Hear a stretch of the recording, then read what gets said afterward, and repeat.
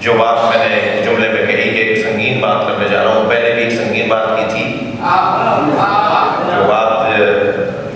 میرے بزرگوں کا کہنا ہے کہ ممبر پہ کرنے کی نہیں ہے، لیکن میں نے یہ جو بات کرنے جا رہا ہوں یہ ممبر پہ کرنے کی ہے، اور خدا نخواستہ یہ بات بھی کسی کو یہ لگے کہ یہ بات ممبر پہ کرنے کی نہیں تھی تو میں اپنی گردن رکھنے کو تیار ہوں۔ حقائق، فضائل، مناقب، عرفانی باتیں بیان ہوں گی، ٹھیک ہے، بعض باتوں کو جیسے میں نے خود ابھی کہا ہے اپنے دوستوں سے کہ بعض باتیں یہ خطرناک ہے، یہ ماحول جو ہے یہ سوشل میڈیا کا ماحول خطرناک ہے، بات آتی ہے پیش کرتا ہے اس لیے وہ بات بھی خراب ہو جاتی ہے۔ عزیزان گرامی، ملک الموت علیہ السلام، حضرت اسرائیل علیہ السلام، ان کا کیا کام ہے؟ روح قبض کرنا ان کا کام ہے۔ مگر میرا سوال ہے کہ جس حضرت ملک الموت اور حضرت اسرائیل کے لیے قرآن سورہ مبارکہ انعام کے اندر یہ آیت ہے، قل یتوفاکم ملک الموت الذی وکل بکم ثم الی ربکم ترجعون۔ اے میرے حبیب، آپ ان مشرکوں اور کافروں سے کہہ دیجئے کہ ملک الموت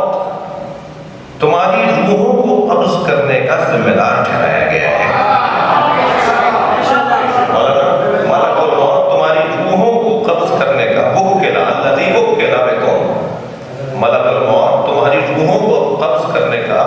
ذمہ دار ٹھہرایا گیا ہے، اس کے بعد وہ تمہیں تمہارے رب کی طرف پلٹا کے لے جاتا ہے۔ وہ ملک الموت جو مشرکوں کی روح بھی قبض کرے، وہ ملک الموت جو کافروں کی روح بھی قبض کرے، شاید نشان نہیں ہے کہ وہ زہرا کی روح قبض کرے،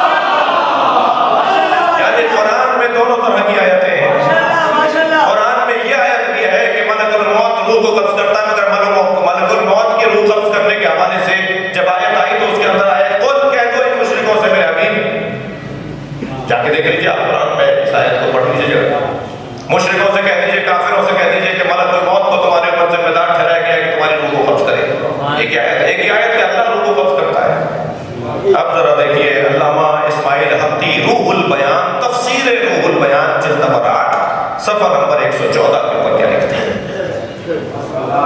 اہل سنت کے عالم دین ہے، وہاں تو تسلی ہو جائے نا، یہاں میں گردن پیش کروں گا۔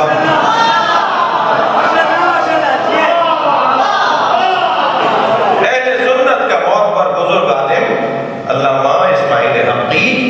تفسیر روح البیان جلد نمبر 8 صفحہ نمبر 114 میں کیا لکھتے ہیں؟ لکھتے ہیں ان خواص العباد، جو قریب ترین اللہ کے بندے اور خاص الہی ہوتے ہیں، ان کی روحوں کو ملک الموت قبض نہیں کرتا۔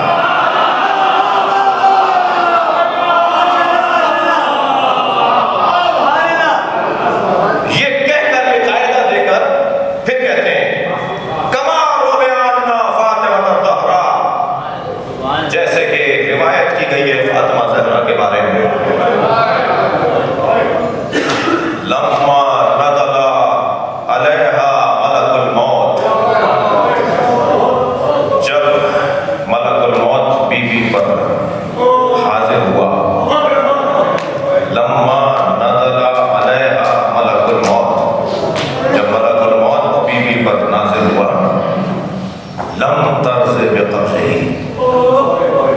بی بی قبض روح پر راضی نہیں